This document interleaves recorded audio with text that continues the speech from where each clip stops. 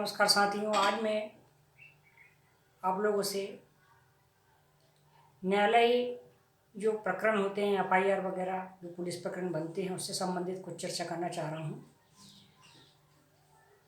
क्योंकि हमारे समाज में जो पढ़ा लिखा वर्ग या अच्छा वर्ग जिसे माना जाता है, वह इन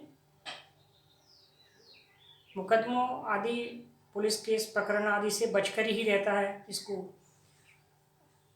अच्छा नहीं माना जाता है। तो मैं इससे संबंधित आप लोगों से इसीलिए चर्चा कर रहा हूँ कि वास्तव में जो समझदार वर्ग कह लें या एक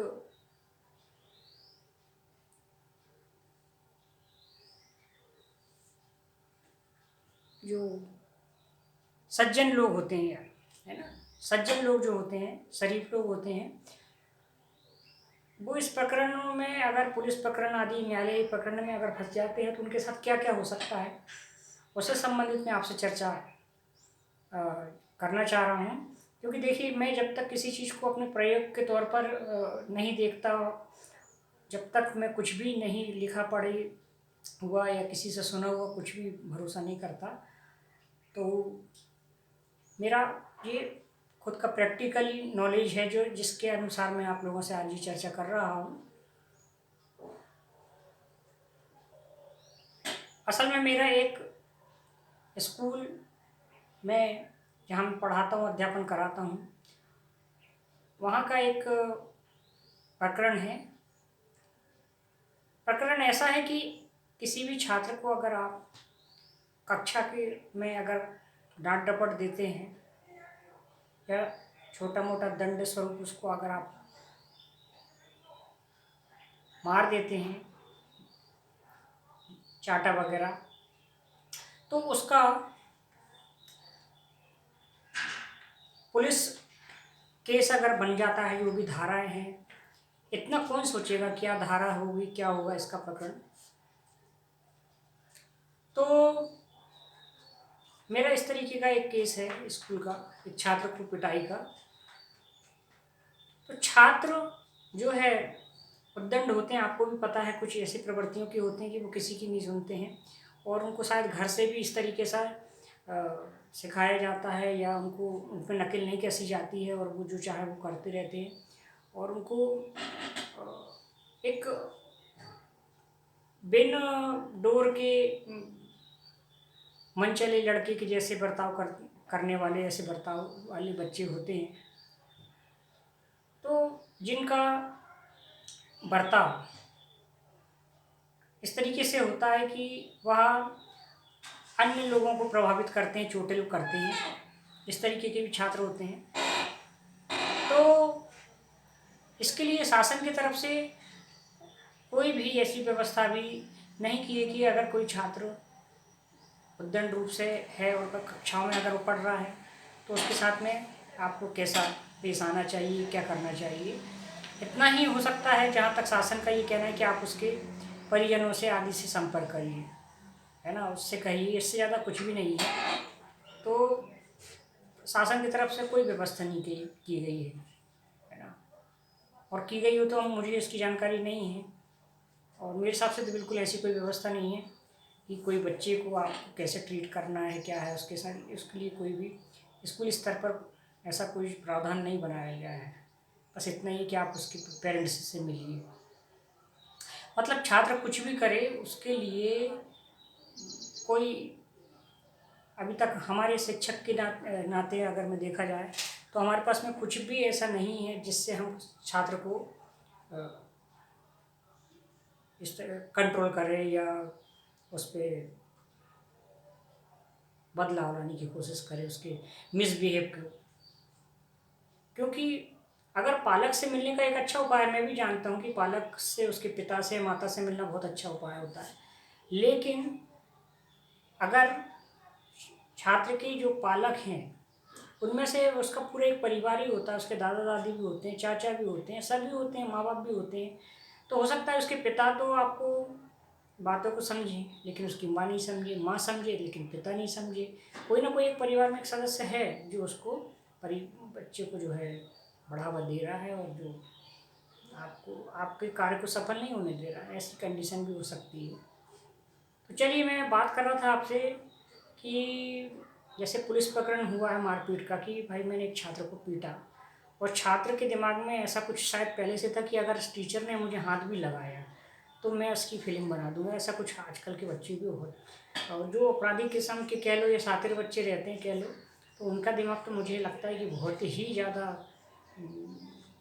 आगे चलता है, आगे सोचता है कुछ उल्टा सीधा जो भी है, तो वो आगे पीछे का कुछ भी नहीं देखता है। तो अगर मैंने एक छात्र को पीट दिया था, तो वह छात्र एक तो मुझसे बार बार मेरे सामने आके मुझे चैलेंज कर रहा था, है ना। अब पूरी भरी क्लास में अगर उस छात्र को मैं पीछे ना हटाऊँ, तो हो सकता है कि और भी बच्चे जो हैं उसका माहौल उड़ा है क्लास में, तो मैंने इसलिए उसको पीछे हटाया, है ना। और एक मैंने उसको फिर जब नहीं माना तो उसको एक धर भी दिया, धकेल दिया जोर से, तो वो गिर भी गया। तो ऐसे ऐसे कदम उठाना पड़ता। तो वो छात्र जो है, देखिए 2-3 चक्कर जो है वो मेरे पास में आया, बार बार मेरे सामने अकड़ रहा है ना। अब बताइए क्या मुझे मारो या ऐसा, जो भी आप लोग भी जानते हैं कैसी परिस्थितियाँ बनती हैं। अब जब मैंने उसको जोर से जब धक्का दे दिया, वह गिरा नीचे, तो गिरने के बाद में उसके फिर समझ में आया कि मास्टर जो है बहुत ही इस स्थिति में है कि अब ये डरेगा नहीं या जो भी है। तो वह छात्र तुरंत ही अपने घर जाता है ना, क्लास से छूट कर, और निकल जाता है, और पता चलता है कि वो अपने घर गया है। और घर जाकर वो जो है अपने पेरेंट्स को, पिता को लेकर आता है, जो भी उसका रोल है, और पेरेंट्स उसका सीधा आता है, और वो इस आँखों में मतलब खून या गुस्सा लेकर आता है कि कौन है, कौन है, कौन है, पता कौन है, कौन है। और बस बच्चा इशारा करता है कि यही है।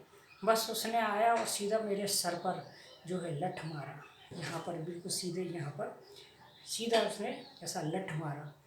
मैं उस अवस्था में बैठ गया था कि भाई मुझे उम्मीद नहीं थी कि कोई भी पेरेंट्स ऐसा थोड़ी, इतना बेवकूफ़ थोड़ी होता है कि अपने बालक के बातों में आके और वो बिना पूछे ताछे, बिना सोचे समझे और वो इस तरीके का कदम उठाएगा। तो मुझे भरोसा नहीं था, मैं तो अपनी जगह पर बैठा हुआ था। तो वो उसने सीधा मेरे सर पर जो है जोरों से लठ मार दिया। अब बताइए, फिर वो और भी शायद ऐसा मारता है, और उसकी मानसिक स्थिति जो भी हो उस समय, और अभी भी मैं देख रहा हूँ, अब कोर्ट प्रकरण हो गया तो मैं अभी उस व्यक्ति को देख रहा हूँ, तो वो तो अभी भी वैसी की वैसी दिख रहा है मुझे। तो जैसा बाप वैसा बेटा, ऐसा कुछ।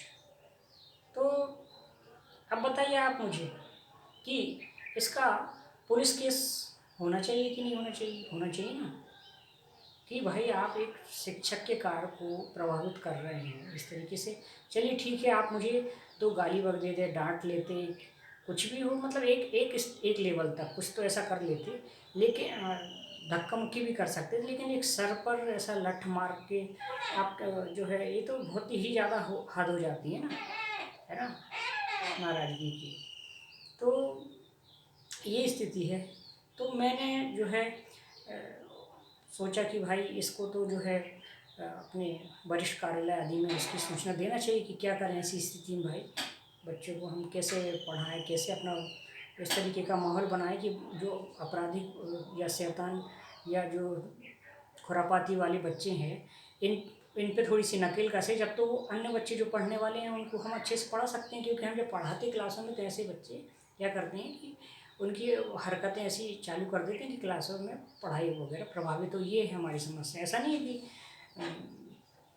ये पढ़ाई का के लिए हम कुछ प्रभाव बनाना चाहते, नहीं है। ये जो बच्चे होते हैं इतने स्पेशल होते हैं कि यहाँ तो पूरा माहौल अपनी तरफ बनाना चाहते हैं। तो ऐसे एक दो बच्चों के पीछे पूरी क्लास प्रभावित होती है, और ये इसके कारण से क्लास में जो अच्छे बच्चे होते हैं उनको जो पढ़ना चाहिए, पढ़ाई का माहौल चाहिए, वो नहीं मिलता है। तो इस मद्देनज़र मैंने ये सख्त कदम उठाया कि भाई इसका पुलिस प्रकरण बनना चाहिए, और ऐसे बच्चों पर थोड़ी सी कंट्रोलिंग होना चाहिए, है ना। ऐसे पेरेंट्स पर जो ऐसा बढ़ावा दे रहे हैं, या पूरे गांव का ही माहौल। क्योंकि इससे पहले भी मैंने देखा है कुछ लोग जो हैं जिनके बच्चे ज़्यादा शरारती हैं, उनके पेरेंट्स इसी तरीके के बर्ताव करते हैं, स्कूल में आके गाली गुप्ता करना, हथियार वगैरह लेके जाना या जो भी है। तो इस तरीके का स्कूल में माहौल बनाते हैं। तो मैंने वरिष्ठ अधिकारी को, अपने जिला शिक्षा अधिकारी को ये बात जाके कहा कि भाई आज मुझ पे एक व्यक्ति ने जट से आकर क्लास में वार कर दिया पढ़ाते समय। तो तुरंत ही डीओ जो है हमारे जिला शिक्षा अधिकारी ने बोला कि आप इसकी एफआईआर करिए। तो मैंने उसकी जो है थाने में जाके एफआईआर करी। तो थाने में एफआईआर भी आसानी से नहीं होती, आपको जानते हैं। तो मैंने कुछ थाने में जब बोला तो वो बोली थी कि मतलब उनने जो वहाँ के थाना प्रभारी होते हैं उनसे मुझे मिलवाया। फिर थाना प्रभारी ने एसपी को फ़ोन लगाया, है ना। और फिर मुझसे ये बोला कि थाना प्रभारी ने कि भाई आप सोच लो, समझ लो ऐसे केस में क्या होता है, ये वो, है ना कुछ। तो पहले आप केस करने से पहले सोच लो, समझ लो। आप सब जानते हैं पुलिस का कैसा क्या है बर्ताव, पुलिस का कोई अच्छा रोल, मतलब बदनाम है पुलिस भी और ये और वो। मतलब मैं जिन चीज़ों को जानता नहीं वो चीज़ें मुझे सुनने को मिल रही थी। तो मैंने कहा नहीं मुझे पुलिस पर तो भरोसा है। पुलिस से मतलब पुलिस अगर नहीं हो तो हम पुलिस के भरोसे है ना। बहुत से लोग आप जानते हैं समाज में कि कुछ भी अपराध होता है तो हम पुलिस के पास जाते हैं। मैं उस हिसाब से बोला था कि नहीं पुलिस का अच्छा रोल है। तो बोले आप सोच लो समझ लो, फिर आप एफआईआर करिए। तो एसपी से भी उन्होंने पूछा हुआ था, एसपी से जो भी बात हुई। तो मैंने कहा कि नहीं भाई मैं तैयार हूँ, है ना। क्योंकि मेरे पास में और कोई रास्ता नहीं था, क्योंकि हमारे वरिष्ठ जिला शिक्षा अधिकारी भी अगर वो कह रहे हैं कि आप जो है उसकी एफआईआर करिए। तो इतने के बाद मैंने एफआईआर किया। एफआईआर करने के बाद में होता ये है कि उस व्यक्ति को जिसके खिलाफ़ मैंने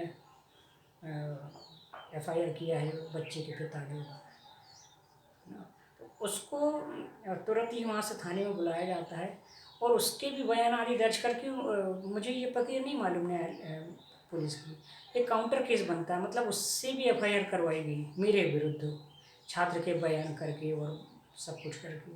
मतलब मुझ पे ये लगाया गया कि मैं जान से मारने की धमकी दी कि किसी को पता ना मत लड़के हो, है ना।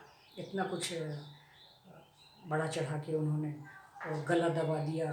और मेडिकल करवाया तो बोले बोलते भी नहीं बन रहा है, ऐसा कुछ ऐसा ऐसी धाराएँ बढ़ाते होंगे शायद, इसलिए उन्होंने ऐसा केस बना दिया। तो काउंटर केस बन गया। अब काउंटर केस बन गया तो भाई मुझे अपराधी के तौर पर जो है कोर्ट में प्रस्तुत होने के लिए भी कहा। तो अब मेरा भी प्रकरण चल रहा है। तो वैसे तो मुझे जब थाने में कहा था उन्होंने कि आप जो है सोच लो समझ लो, तो मैंने इतनी देर में ये सोचा था कि भाई जब तक हम किसी चीज़ में मतलब आगे नहीं बढ़ेंगे, कुछ नहीं देखेंगे कि क्या क्या चल रहा है खुद जाकर, तो आपको कैसे पता चलेगा। क्योंकि देखिए कानून की पढ़ाई या पुलिस में जो भी है, कई चीज़ों से हमको पढ़ाई नहीं की जाती है और हमें उस चीज़ का अनुभव नहीं होता है। तो मैंने कहा कि भाई अब एक मैं पढ़ा लिखा व्यक्ति हूँ, शिक्षक हूँ, तो क्या दिक्कत है, तो मैं इस प्रक्रिया से गुजरूँगा, यह सोचकर मैंने मामला करा था। और मैंने देखा कि जब मामला बढ़ा तो वास्तव में यही आपको मैं बताऊंगा कि क्यों जब हम इन प्रक्रिया से में गुजरेंगे या कोई भी गुजरता है तो क्या क्या और क्यों होता है। तो पुलिस का नज़रिया क्या होता है, जज का नज़रिया क्या होता है, वकील का नज़रिया क्या होता है ना। तो इनमें सबका एक जो रोल होता है ना, वो ले देकर जो एक सिस्टम चल रहा है ना कि भाई वही है कि आप क्यों आए इधर, आप अगर शरीफ व्यक्ति हैं, अच्छे व्यक्ति हैं, तो आप यहाँ क्यों आए, ये मुझे समझ में आ रहा है अभी तक। और अगर आप आ गए हैं तो अब आपको हम अच्छे से बता के रखेंगे कि देखिए अब आपके साथ में हम कैसा सलूक करेंगे, क्योंकि ये अपराध की दुनिया है ना। यहाँ केवल अपराध को पनपने दिया जाता है। इस तरीके से मुझे महसूस हुआ। तो सबसे पहले जैसे थाना में बताया कि उसको व्यक्ति बुलाकर एफआईआर काउंटर केस बनाया गया, मेरे खिलाफ चालान प्रस्तुत हुआ, है ना। एक विवेचना वगैरह होती है, विवेचना के लिए मेरे विभाग में भी लेटर आया, पुलिस वाले लेकर आए कि भाई ये आपका एक यहाँ व्यक्ति है, इस पे ये आरोप लगे हैं और विवेचना पुलिस द्वारा सही पाई गई है। ये हो गया, मतलब बहुत अच्छी ईमानदारी से काम किया पुलिस वालों ने। चलिए ठीक है, यहाँ तक भी मामला जो है जैसा भी है, पुलिस का मामला मैंने सुना कि चलो पुलिस बदनाम है। शायद न्यायालय में तो सब जानते होंगे क्या स्थिति रहती है वास्तव में।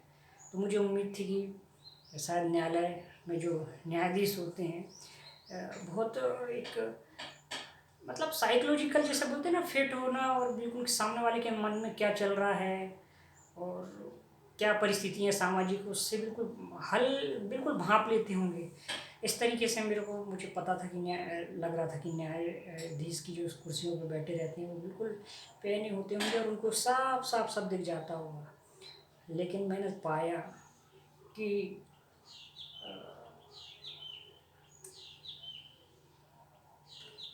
वो वहाँ पर भी कुछ क्लियर है, अभी एकदम नहीं कह पा रहा मैं, लेकिन मेरे 4-5-6 केस पेशियाँ हो चुकी हैं जब जाके मैं निर्णय पर पहुँचा हूँ कि मुझे नहीं लगता कि न्यायाधीश जो होते हैं, जो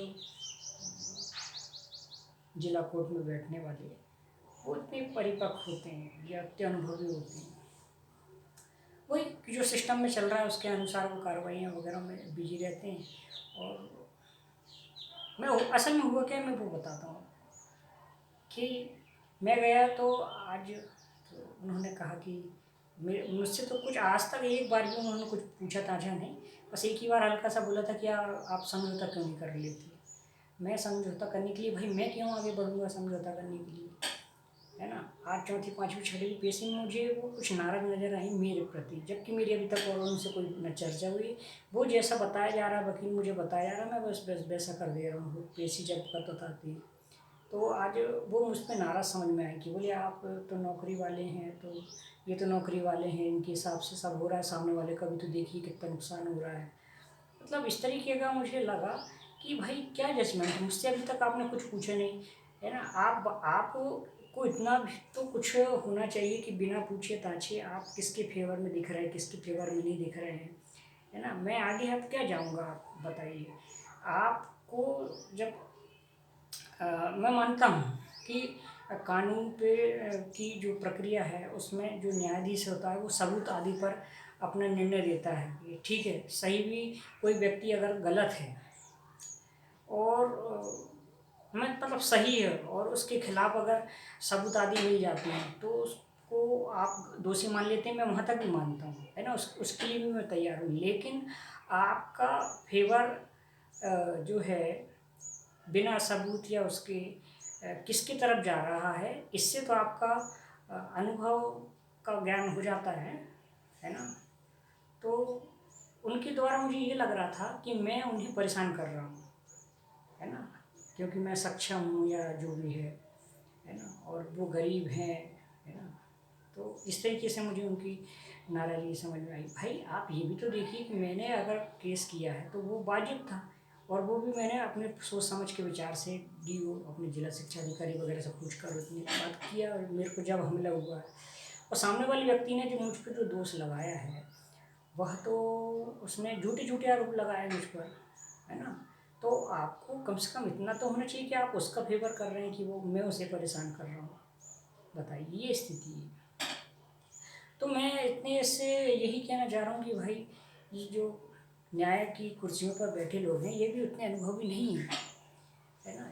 ये भी बस जो देखा जा रहा है, सुना है, किसको बढ़ावा दे रहा है, किसको नहीं देना है, क्या है, ऐसा कुछ नहीं। वो एक एक एक मेंटलिटी बना ली है बस कि हमें इनकी तरफ चलना है, इनकी तरफ नहीं चलना, इस तरीके से कुछ है। तो ये है स्थिति। तो मेरा मतलब ये है कि कोई इन चीज़ों के आप बिल्कुल भरोसे में बिल्कुल ना रहें। ये न्यायाधीश या जो लोग हैं क्वालिटी वाले नहीं होते हैं। बस मैं तो यही कहूँगा आप लोगों से कि जैसे हर चीज़ में आप देखें कि सब कहीं जो पदों पे बैठे हैं तो ज़रूरी नहीं कि पद पे बैठा है तो वो योग्य ही हो, है ना, इतनी योग्यता के काबिल हो, है ना। तो बिल्कुल भरोसे के लायक नहीं है। मैं तो बस इसी के लिए इतना लंबा वीडियो बनाना पड़ा। चलिए। धन्यवाद।